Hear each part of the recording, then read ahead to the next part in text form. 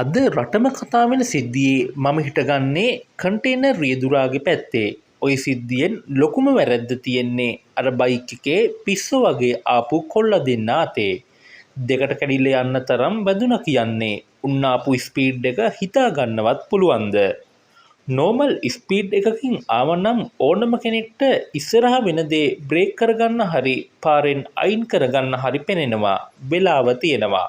අනික කන්ටේනර් එක පාරට රිවර්ස් කරද්දී එකපාරටම රොකට් එක වගේ පියඹාගෙන ආවොත් ඒ ඩ්‍රයිවර්ට උනත් මොනව කරන්නද?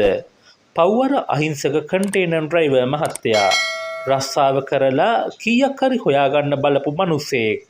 ඔතන කන්ටේනර් එක වෙනුවට ළමයි පිරුණු ස්කූල් වෑන් එකක් හරි වෙන අහිංසක පවුලක් ගිය වාහනයක් හරි තිබ්බනම් අද කීයක් අමාරු වේද? ඒ අහිංසකයෝ ටිකත් මුන්ගේ වැරැද්දෙන්ම මැරෙන්න ඕනේ. ඒ මදිවට ගමේ උන්ගේ ගෝත්‍රික වැඩේ. සිද්ධිය මොකක්ද? වැරැද්ද කාගේද කියලා හොයන්නේ බලන්නේ නැතුව පැනපු ගමන් කන්ටේනර් එකට ගිනි තියනවා. මොනතරම් මෝඩ නීතිය අතට ගන්න හැත්තක්ද මචන් ඉන්නේ.